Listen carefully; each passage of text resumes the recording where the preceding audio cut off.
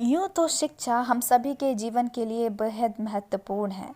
बिना शिक्षा के हमारा जीवन, हमारा भविष्य कितने खतरे में है, ये हम सभी जानते हैं। और शिक्षा हमारे देश का सबसे मूलभूत अधिकार माना जाता है। तो इसी शिक्षा नीति में कुछ बदलाव आए हैं, कुछ बदलाव जो है वो सरकार द्वारा लाए गए हैं।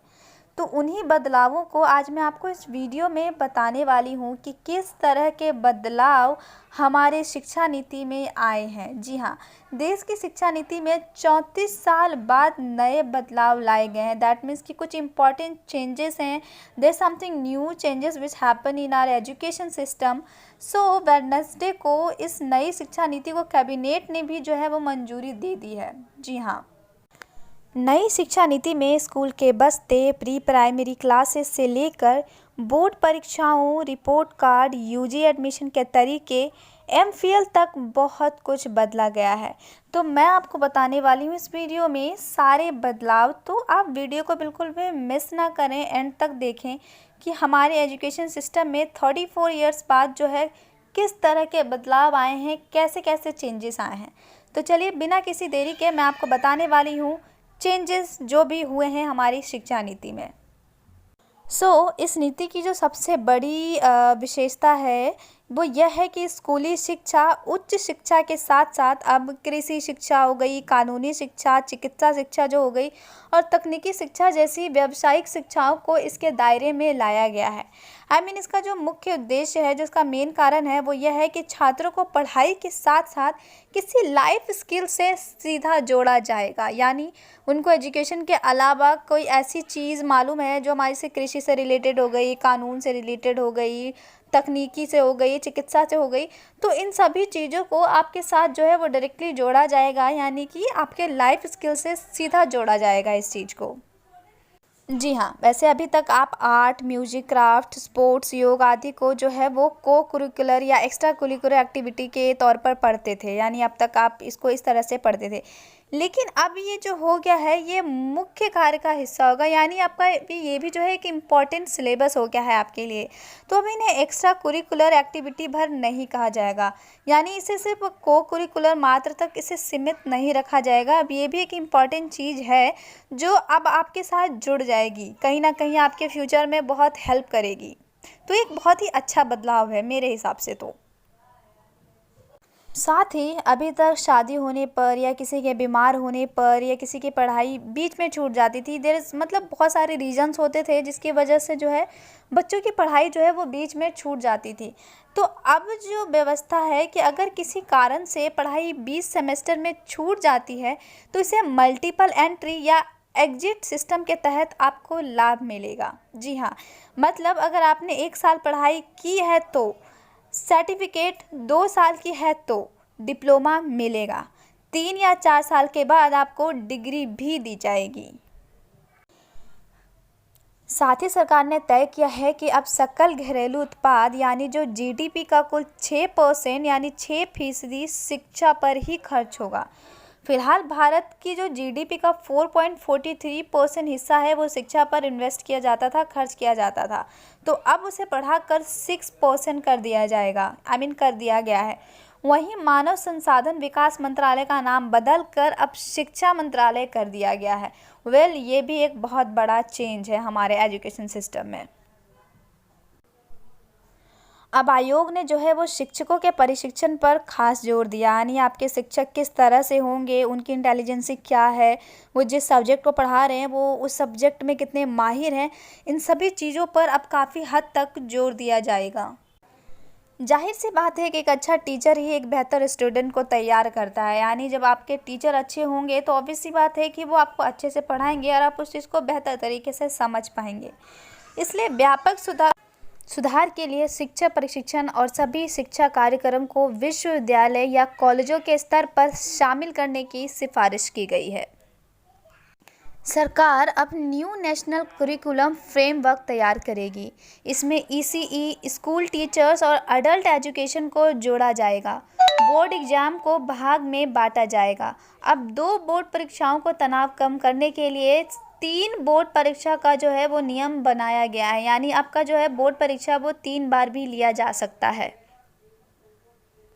इसका साफ और ज़ाहिर सा मतलब है कि अब जो है आपका तनाव कम करने के लिए कई बार बच्चे जो है वो बहुत ज़्यादा तनाव में रहने, डिप्रेशन में रहने लग जाते हैं, क्योंकि स्टडी का उनका जो बर्डन है वो कुछ ज़्यादा हो जाता है। तो अब जो है बोर्ड आपके लिए 3 बार भी है जो वो एग्ज़ाम करवा सकती है। इसके अलावा अब बच्चों के रिपोर्ट कार्ड में लाइफ स्किल्स को जोड़ा जाएगा, जैसे कि आपने अगर स्कूल में कुछ रोजगार परक सीखा है, इससे आपके रिपोर्ट कार्ड में जगह मिलेगी। दैट मीन्स कि आपने जो है एजुकेशन के अलावा कुछ एक्स्ट्रा जो है चीज़ें सीखी हुई हैं, जैसे मैंने आपको पहले बताया था कि वो चिकित्सा से रिलेटेड हो सकता है, कानून से रिलेटेड हो सकता है, जो आपका एक्स्ट्रा करिकुलर में आता था। तो अगर आपने उस पे ध्यान दिया है तो अब आपके रिपोर्ट कार्ड में उसको भी जगह मिलेगी, जिससे कि आपके लाइफ स्किल का विकास हो सकेगा। अभी तक रिपोर्ट कार्ड में ऐसा कोई प्रावधान नहीं था। तो ये चेंजेस जो है वो काफ़ी अच्छा चेंज हुआ है, क्योंकि हमारे देश में ऐसा होता है कि एजुकेशन पे इतना ज़्यादा जोर दिया जाता है, तो बच्चों को जो कुछ एक्स्ट्रा करिकुलर होते हैं उनसे उन बच्चों का ध्यान हटाकर सिर्फ किताबी पढ़ाई में कहीं ना कहीं दे दिया जाता है। तो अब ऐसा बिल्कुल भी नहीं होगा। अब इसका सीधा मतलब ये है कि अगर आपका पढ़ाई से हट कर किसी एक्स्ट्रा चीज़ में इंटरेस्ट है और उसमें आप अपना कैरियर बनाना चाहते हैं, तो उस चीज़ को आपके रिजल्ट कार्ड पे एक जगह मिलेगी, जिससे आप आगे उसका इस्तेमाल कर सकते हैं, आगे आप उसको यूटिलाइज़ कर सकते हैं। सरकार का लक्ष्य है कि जो हमारा ईयर है वो 2030 यानी वर्ष 2030 तक हर बच्चे के लिए शिक्षा जो है वो सुनिश्चित कर दिया जाए, मतलब कि कंफर्म कर ही दिया जाए हर बच्चे को पढ़ाई यानी स्टडी जो है वो मैंडेटरी है। इसके लिए जो एनरोलमेंट को 100% तक लाने का भी लक्ष्य है। इसके अलावा स्कूली शिक्षा के निकलने के बाद हर बच्चे के पास लाइफ स्किल भी होगी, जैसा कि मैंने आपको पहले बताया था। इससे वह जिस क्षेत्र में काम शुरू करना चाहते हैं वो आसानी से कर सकते हैं। तो यहाँ पर कुछ और बदलाव हैं जो मैं आपको बताती हूँ।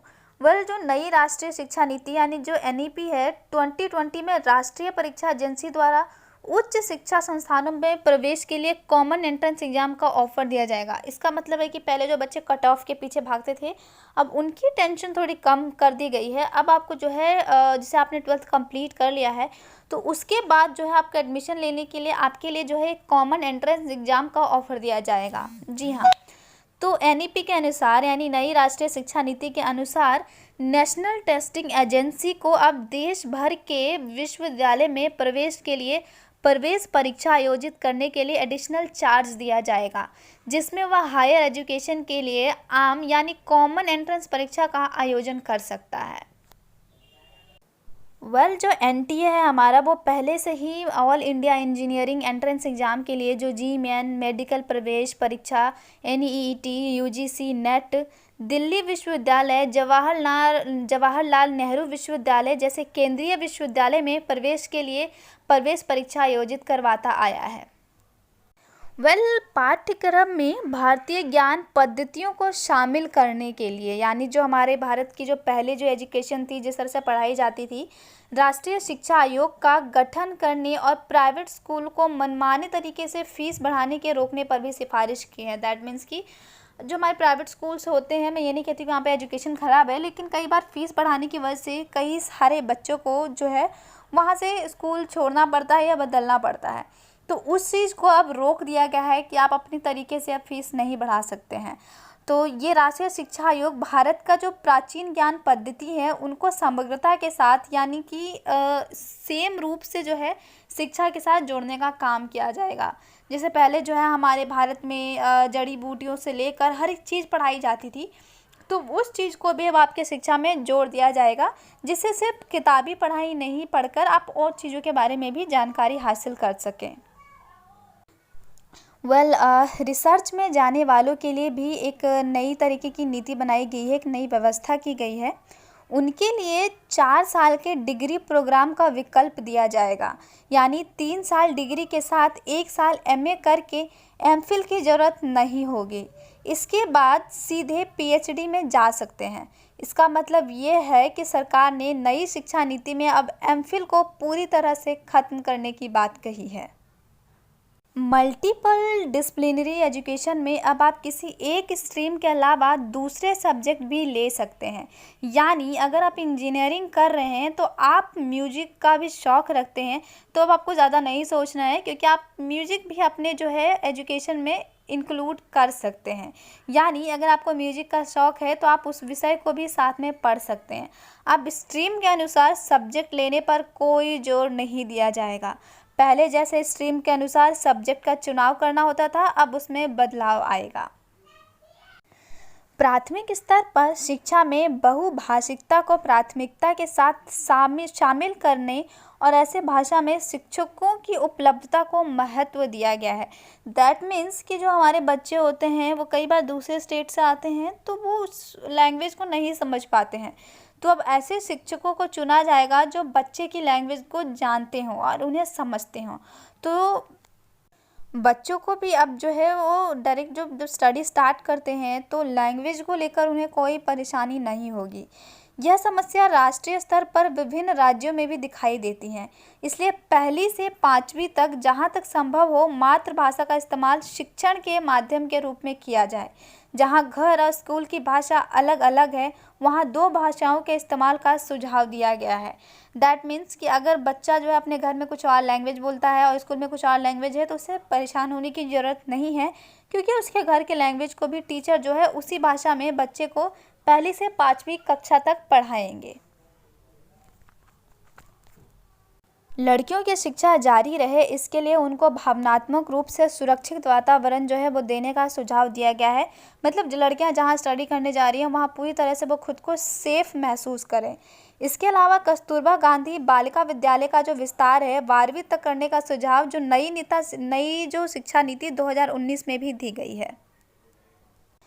यूएस की एनएसएफ यानी नेशनल साइंस फाउंडेशन के तर्ज पर सरकार एनआरएफ यानी नेशनल रिसर्च फाउंडेशन ला रही है।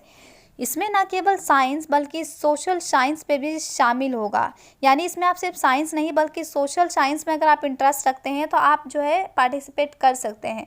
ये बड़े प्रोजेक्ट्स की जो फाइनेंसिंग करेगा, ये शिक्षा के साथ रिसर्च और युवाओं को आगे लाने में भी काफ़ी मदद करेगा। पहली व दूसरी कक्षा में भाषा व गणित पर काम करने पर जोर देने की बात नई शिक्षा नीति में शामिल है। इसके साथ ही चौथी व 5वीं के बच्चों के साथ लेखन कौशल पर काम करने का भी ध्यान देने की बात की गई है। यानी कि जो हमारे 4th और 5th क्लास के जो बच्चे बच्चियाँ होती हैं उनके जो है लेखन कार्य पर ज़्यादा फोकस करने की बात की गई है। इसके लिए भाषा सप्ताह, गणित सप्ताह व भाषा मेला या गणित मेला जैसे आयोजन होंगे। मतलब ये हुआ कि इसमें भाषा सप्ताह, गणित सप्ताह व भाषा मेला या गणित मेला जैसे आयोजन को जो है वो किया जाएगा। इसमें लाइब्रेरी यानी पुस्तकालय को जीवंत रखने, अन्य एक्टिविटी को कराने पर भी ध्यान देने की बात कही गई है। जैसे बच्चे स्टोरी टेलिंग, रंगमंच, ग्रुप स्टडी, पोस्टर और डिस्प्ले से भी सीखेंगे। बच्चों को किताब के अलावा दूसरे माध्यमों से भी सिखाने पर जोर दिया जाएगा। यानी उन्हें सिर्फ किताबी पढ़ाई नहीं पढ़ाई जाएगी, वो सिर्फ किताबी बोल नहीं बोलेंगे, उनसे हटकर भी बच्चों को सिखाया जाएगा।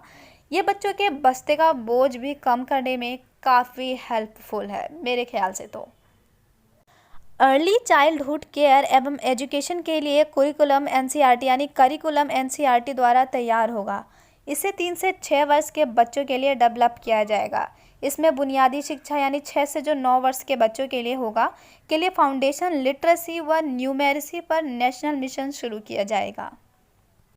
इसके लिए राष्ट्रीय शिक्षा नीति में गिफ्टेड चिल्ड्रेन एवं गर्ल चाइल्ड के लिए विशेष प्रावधान किया गया है। इसके अलावा पॉलिसी में कक्षा 6 के बाद से वोकेशनल स्टडी को जोड़ा जाएगा। इन स्टडीज़ में जो चेंजेस हुए हैं सिर्फ स्टूडेंट्स के लिए नहीं बल्कि शिक्षक के लिए भी हुए हैं, टीचरों के लिए भी हुए हैं। तो टीचर्स के सपोर्ट के लिए टेक्नोलॉजी के इस्तेमाल को प्रोत्साहित करने की बात की गई है नई शिक्षा नीति में। इसके लिए कंप्यूटर, लैपटॉप व फ़ोन इत्यादि के जरिए विभिन्न ऐप का इस्तेमाल करके शिक्षण को रोचक बनाने की बात कही गई है। यानी टीचर्स भी पढ़ाएं अच्छे से और स्टूडेंट भी पढ़े, टीचर को भी इरिटेशन ना हो, बच्चों को भी ना हो। तो इसीलिए इन चीज़ों को जो है नई शिक्षा नीति में शामिल की गई है। सो गाइज ये कुछ चेंजेस थे जो हमारी एजुकेशन सिस्टम में आए थे। होप कि आपको ये सब कुछ समझ में आया हो। और ऐसा होता है कि आप अपने पढ़ाई की वजह से, ऑफिस की वजह से न्यूज़ पे उतना ध्यान नहीं दे पाते हैं, तो आपके पास जब भी खाली टाइम हो आप इस वीडियो को देख सकते हैं और समझ सकते हैं, साथ ही आप समझा भी सकते हैं। तो होप कि आपको ये वीडियो पसंद आया हो, समझ आया हो, और आपको जो मतलब इसमें जो भी चेंजेस हुए हैं हमारी एजुकेशन सिस्टम में वो आपको पता चल चुकी हो कि 34 साल बाद आफ्टर ऑल इसमें चेंजेस हुए हैं। और मेरे ख्याल से तो काफ़ी हद तक सही चेंजेस हुए हैं। जो चीज़ें एक्चुअल में होना चाहिए वही सारी चीज़ें जो है वो चेंज हुई हैं। तो बेसिकली मैं ये कहूँगी कि ये चेंजेस जो हुए हैं वो काफ़ी अच्छे हैं। तो होप्स हो कि आप जब आप स्टडी करेंगे, जो हमारे बच्चे मतलब जो अभी 8th में, 9th में, 10th 11th 12th first second third fourth के जो बच्चे हैं, अब उनको स्टडी करने में मज़ा आए और वो स्टडी को अच्छी तरीके से एंजॉय करके करें, पढ़ें उसे। अगर गाइज आपने वाकई इस वीडियो को पसंद किया है, आपको पसंद आया हो, तो आप लाइक कर दो यार, वीडियो को सब्सक्राइब कर दो, नोटिफिकेशन बेल आइकन को ज़रूर प्रेस करना ताकि मेरा जो भी वीडियो मैं बनाऊँ उसके नोटिफिकेशन सबसे पहले आपको आएँ और सारे नई नई इंटरेस्टिंग फैक्ट्स, जानकारियाँ मैं आप तक लेकर आती रहूँ। Thank you so much for watching.